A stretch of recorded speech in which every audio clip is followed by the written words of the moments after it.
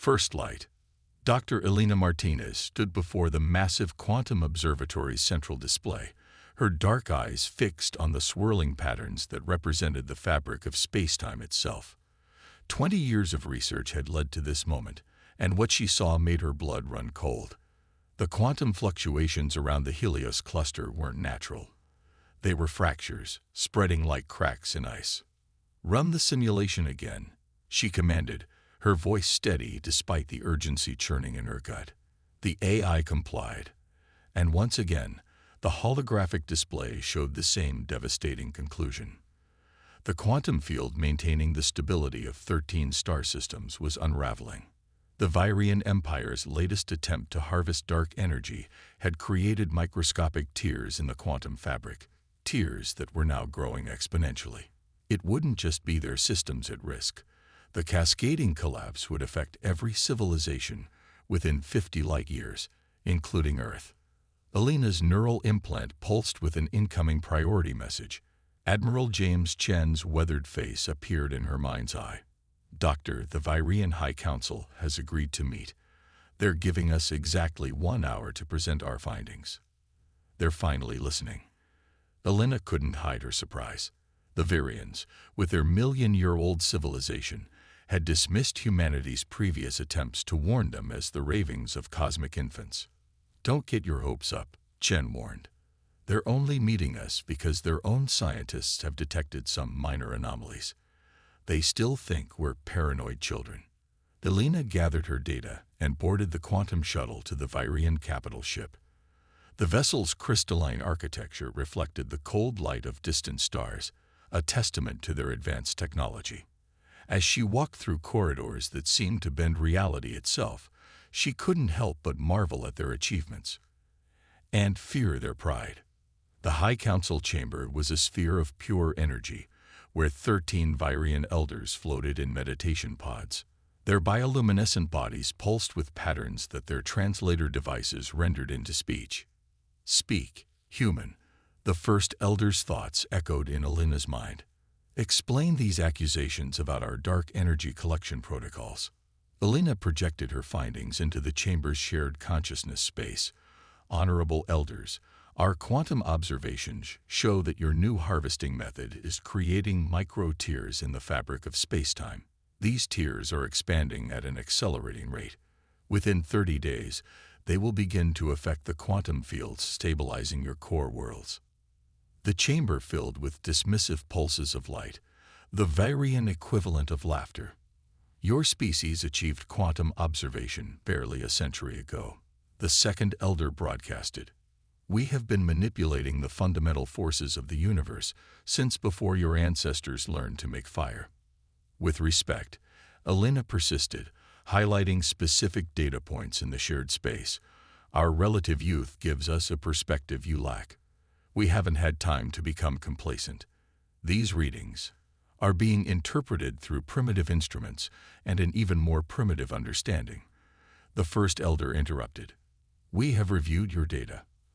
Our systems detect only minor fluctuations, well within acceptable parameters." Elena switched tactics. "Then explain why the quantum field strength around the Helios cluster has decreased by 17% in just 3 months. Your own historical records show that such a rapid decline has never." "Enough." The first elder's interruption came with a pulse of light so bright it made Elena's neural implant buzz. "We did not grant this audience to be lectured on our own technology by a species that still requires biological bodies to exist. Your concerns have been noted and dismissed. This audience is concluded." As Elena's shuttle departed the Virian capital ship, she received a private message from Admiral Chen. "How did it go?" "Exactly as we expected," she replied, watching the magnificent vessel recede into the distance.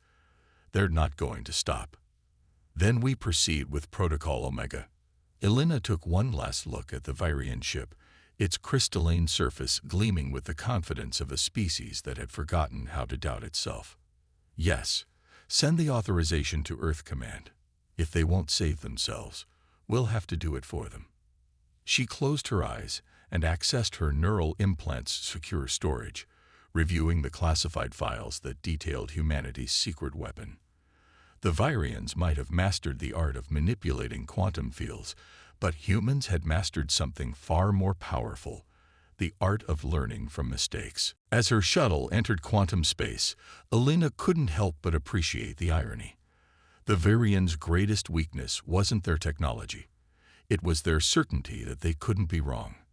Humanity's greatest strength wasn't their technology either. It was their intimate familiarity with failure, and their stubborn determination to keep trying anyway. They had 30 days to prevent a disaster that would reshape the galaxy.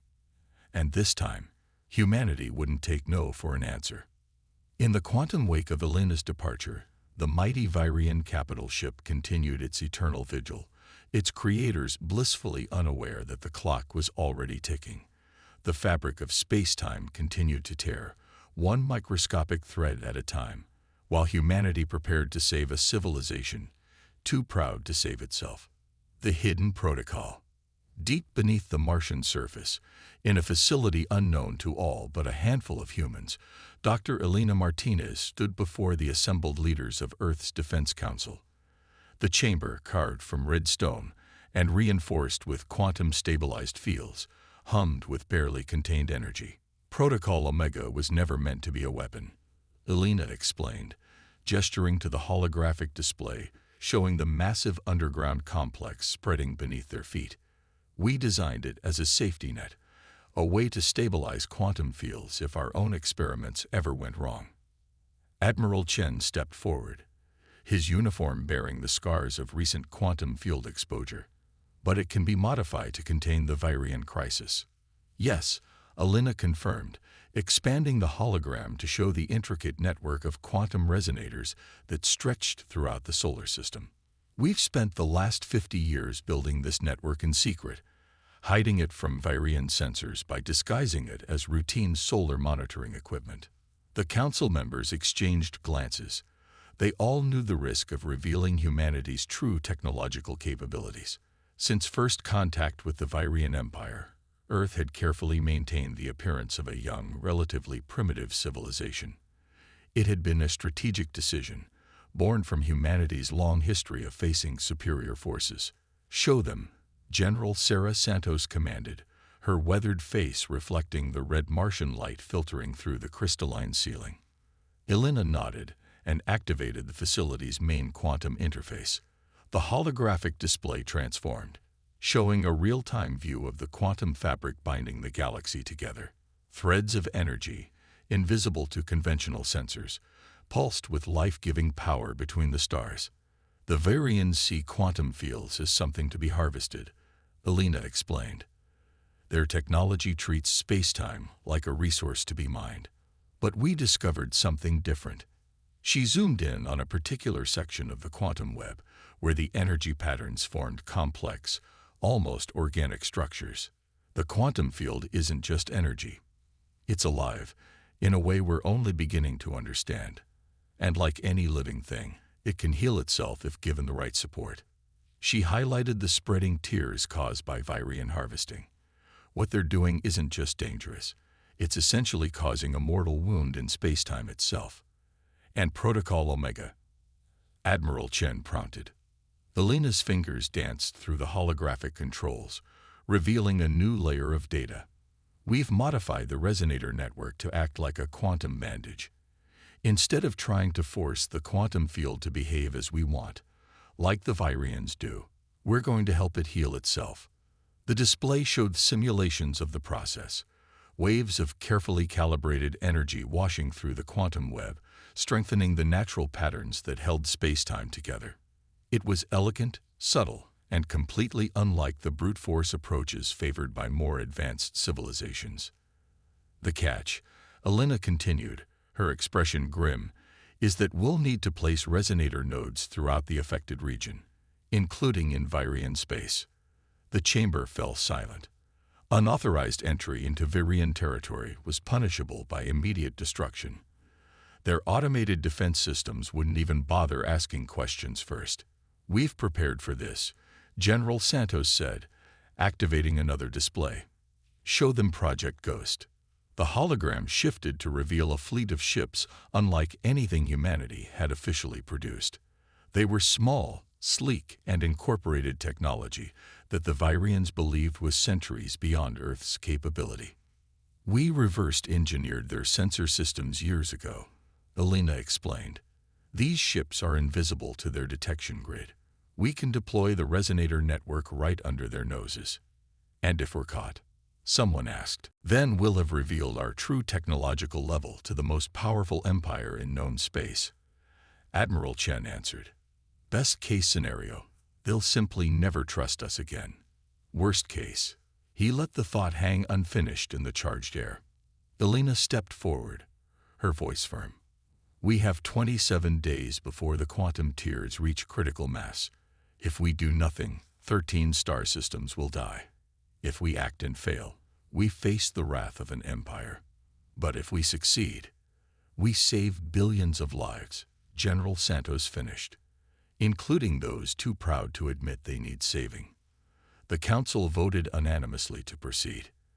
As the chamber emptied, Elena remained behind, studying the holographic display of the spreading quantum tiers. A message from Admiral Chen flickered in her neural feed. "Ghost Fleet is prepped and waiting. Are you ready?" Elena watched the simulation one last time.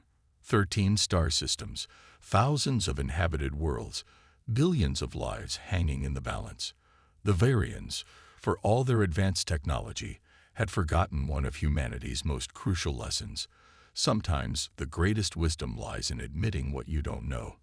"I'm ready," she replied, already heading toward the shuttle bay, where her Ghost Fleet command ship waited. "Initiate Protocol Omega. And Admiral, let's hope the Vyrians never realize they're about to be saved by the very children they dismissed." Above Mars, hidden from conventional sensors by technology that shouldn't exist, a fleet of impossible ships prepared to launch. Humanity was about to prove that being young didn't mean being helpless, and that sometimes the student had more to teach than the master could imagine. Breaking point. The Ghost Fleet slipped through Vyrian space, like shadows through starlight, their quantum-masked hulls invisible to the most sophisticated detection systems in the galaxy. On the bridge of the lead ship Nightshade, Dr. Elena Martinez watched the tactical display as her vessels methodically seeded quantum resonator nodes across the affected systems. 16th node deployed successfully, reported Captain Maya Wong, her hands dancing across the holographic controls. "Quantum field response is exactly as predicted." Elena nodded, but her attention was fixed on the spreading tiers in the quantum fabric. They were growing faster than even their worst projections had anticipated. The Vyrians' continued dark energy harvesting was accelerating the degradation exponentially. Her neural implant pulsed with an urgent message from Earth Command. Admiral Chen's avatar materialized in her mind's eye, his expression grave. "Elena, the Vyrians just lost their first colony." Her heart sank. "Where?" "Outpost station in the Helios cluster. Quantum field collapse created a localized space-time distortion. 3,000 Vyrians, just gone." He paused, letting the weight of it sink in. "They're still blaming it on a routine technical malfunction." Before Elena could respond, alarms blared across the Nightshade's bridge. Captain Wong's hands flew across the controls. Multiple quantum fractures forming. The Vyrians, their increasing power to their harvesting stations. What? Elena accessed the sensor feeds directly through her neural link. The data confirmed her worst fears. The Vyrians had interpreted the loss of their outpost as a sign that they needed to harvest dark energy more aggressively to power their defensive systems. "They're trying to fight physics with brute force," she whispered, watching in horror as new tiers began forming in the quantum fabric. "Their own defense protocols are going to kill them." The tactical display transformed into a cascade of warning signals as quantum fractures began spreading through heavily populated systems. The Vyrian Empire's automated defense grid, interpreting the growing distortions as an attack, responded by drawing even more power from their dark energy harvesters. "We need to shut down those harvesting stations," Captain Wong declared. "Now." Elena's mind raced through the possibilities.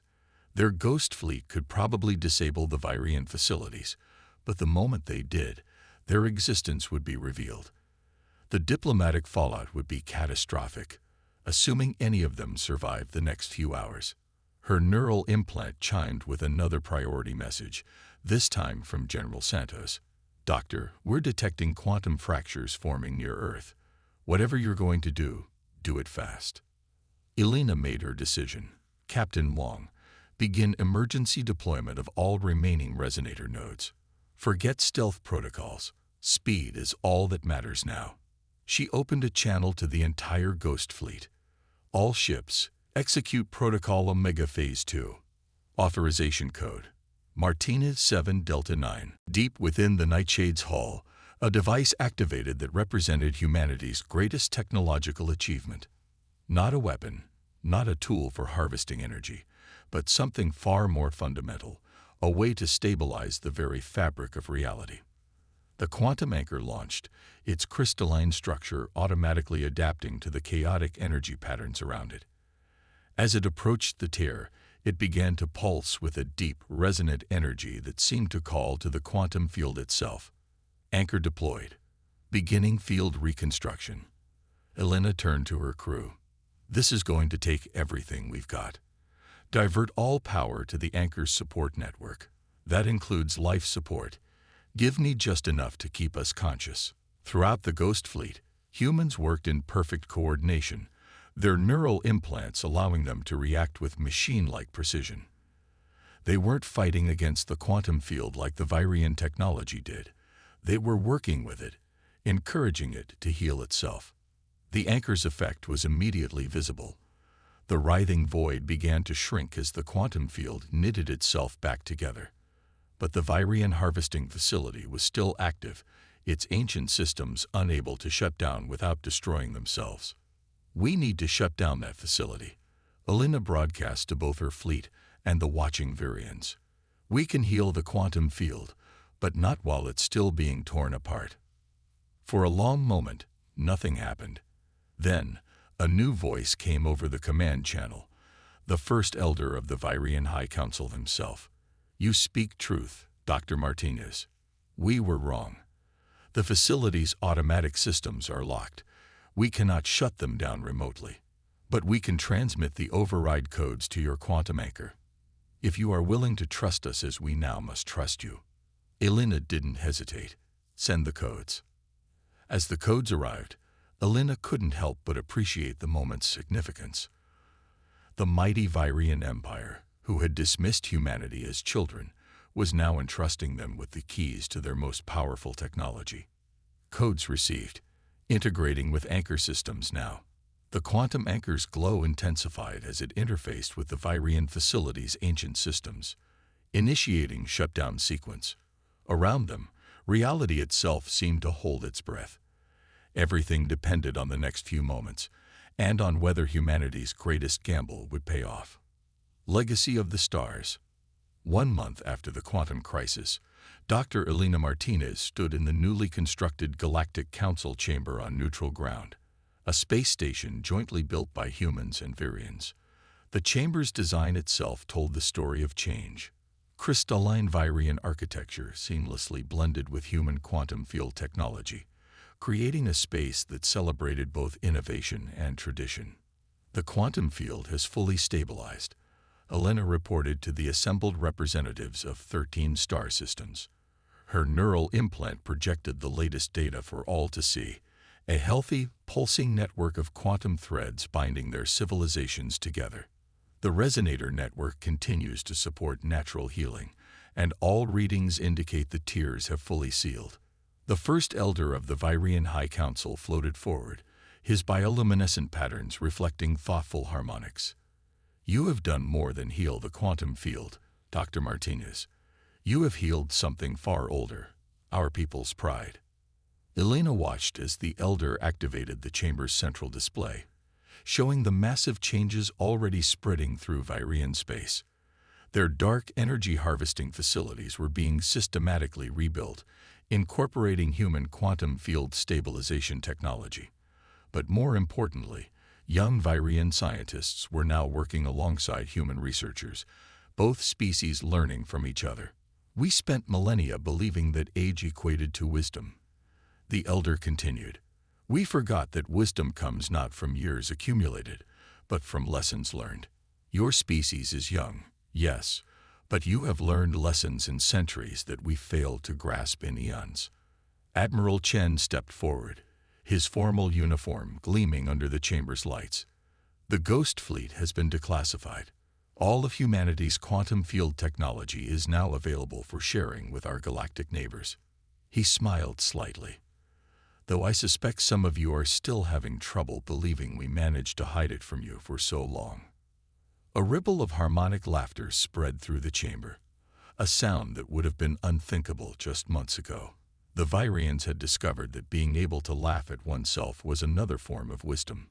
We have established the Galactic Science Academy, announced General Santos, activating another display showing a massive space station under construction. It will serve as a neutral ground for all species to share knowledge, combining the experience of age with the innovation of youth. Elena felt a private message ping in her neural feed. It was from Captain Wong. The first joint human-Virian quantum field expedition launches next week.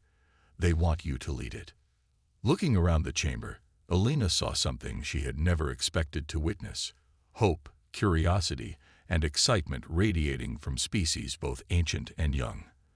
The quantum crisis had forced them all to confront uncomfortable truths.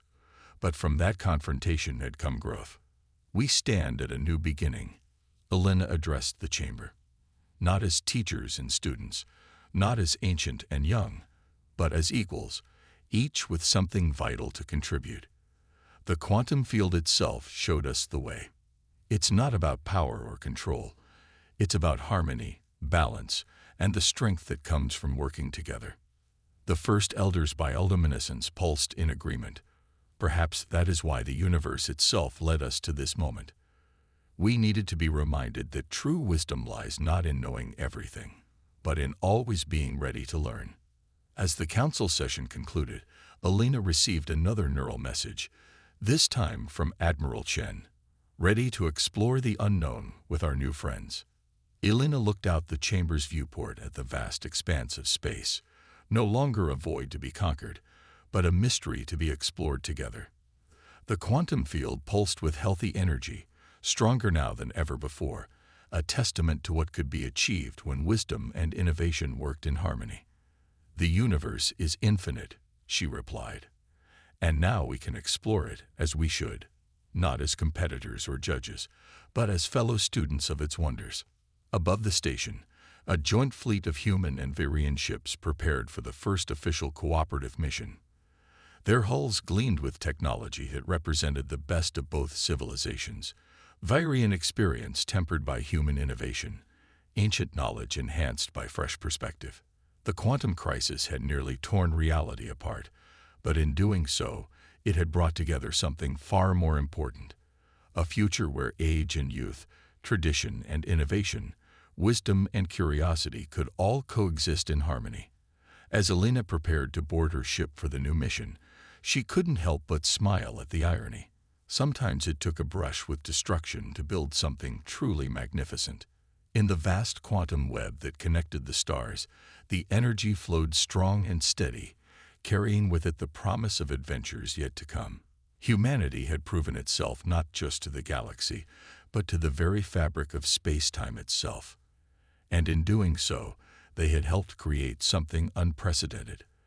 A civilization that combined the best of all worlds, ready to face whatever mysteries the universe held next.